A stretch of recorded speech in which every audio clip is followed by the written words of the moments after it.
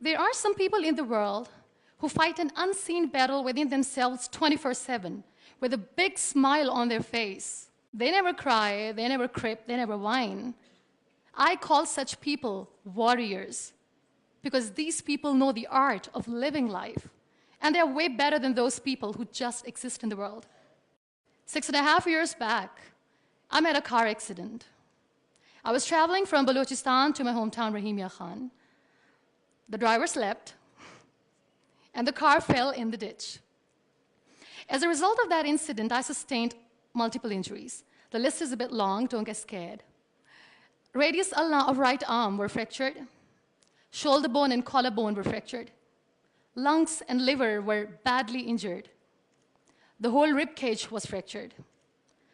But the injury that changed my life and my personality completely was the spinal cord injury. 3 vertebrae of my backbone were completely crushed.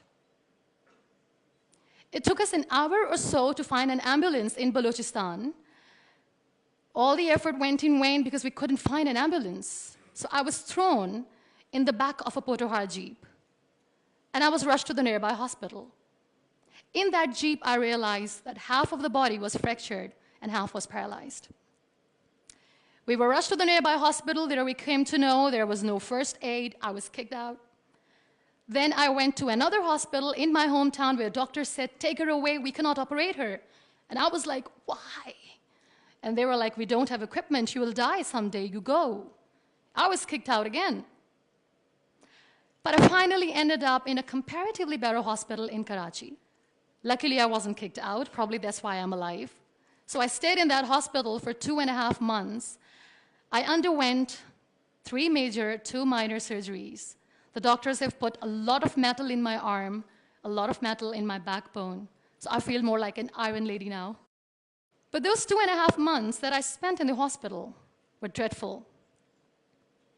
I was in severe pain, both physically and psychologically. Many people left. Very close ones. The ones who were supposed to stay with me were the ones who left me when I needed them the most. I was devastated. Life was completely pointless, aimless, colorless.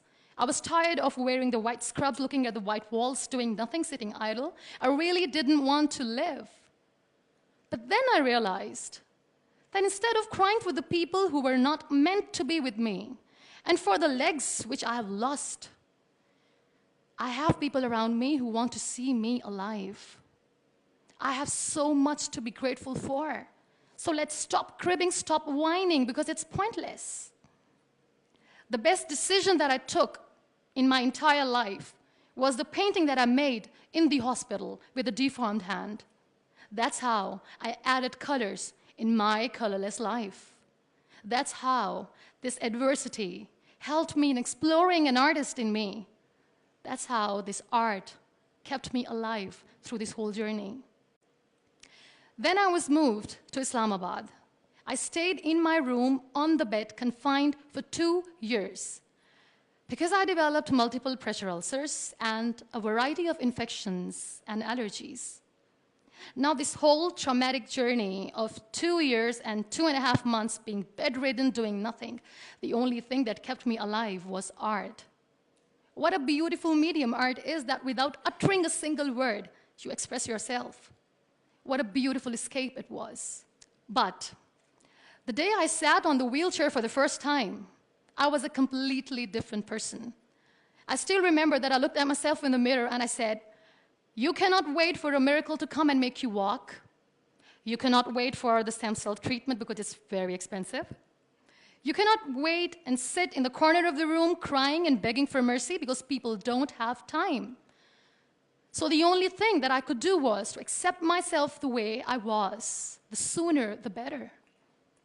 That's what I did. I really wanted to make myself financially strong. Let's become professional.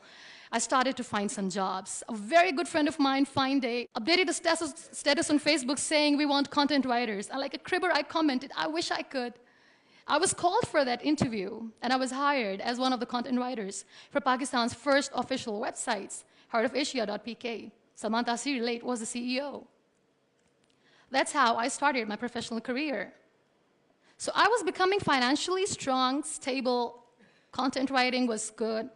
I was constantly exhibiting my work in different galleries. I was flourishing as an artist. Life was easy, but I wasn't happy. I was not contented because I was constantly aiming high. I was thinking big. I didn't know how I'm going to do, but I knew that I wanted to do something big for people, for the country.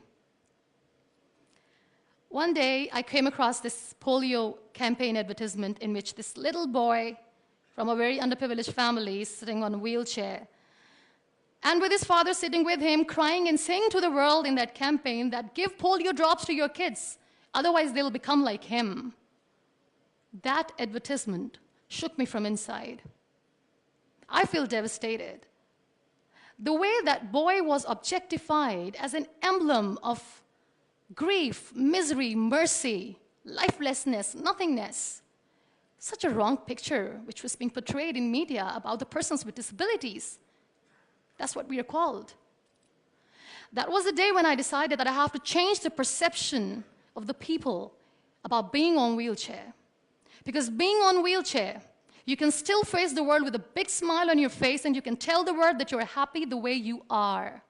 No one has right to objectify us as an emblem of misery or mercy. We are human beings. We breathe. We have souls. We are alive. We feel. We don't need your sympathies. We don't need your empathies. Let us live. No one has right to diss our abilities. We are capable enough to breathe and to live each and every moment of our lives. I recently did a modeling campaign for Toni & Guy, and that makes me Pakistan's first wheelchair-bound model. I'm brand ambassador of the Body Shop Pakistan, and I'm one of the very lucky Pond's Miracle women. It's always good to know that there are very few wheelchair-bound artists in the world, and I'm proud to be one, being a Pakistani, trying to preserve the ethnic jewels of the country in the paintings adorned by very graceful, strong, and powerful Pakistani women, which I paint. Very soon, I'm going to be Pakistan's first wheelchair-bound TV host. And I'm blessed to have a beautiful 3-year-old son, which, he was here, but he was so cranky. Now, you all must be thinking that why I'm using the word wheelchair over and over again in my talk. This is the very perspective I'm talking about. This wheelchair is not my weakness. This wheelchair is not an adversity. This is my strength because the kind of attention that I get when I go anywhere is priceless. Everyone loves to be in the limelight. I have started enjoying to be in the limelight too. This is the very perspective I'm talking about. This wheelchair has given me an opportunity to explore what I had in me and I never knew it. I feel really sorry for some people who play this blame game. They say they feel caged. They cannot perform well, they cannot excel because the system is not allowing them to do. The government, Pakistan, the whole world, society, economy is not letting them grow as a person. They're not excelling in their careers. They say they're caged. I feel sorry. I can undoubtedly say that I'm caged because when I get up in the morning, I'm unable to sit on my own. I'm unable to shift from the bed to the wheelchair, from the wheelchair to the car, from the car to the wheelchair. I need an assistant 24/7 to do little things in life. Let's make it more simple. When I feel thirsty at midnight, and when I forget, which I always do, when I forget to keep my water bottle on my nightstand, and when I don't see anyone around to help me, I stay thirsty for the whole night because I'm unable to get a glass of water for myself. I can undoubtedly say that I'm caged by my body, but my mind is free.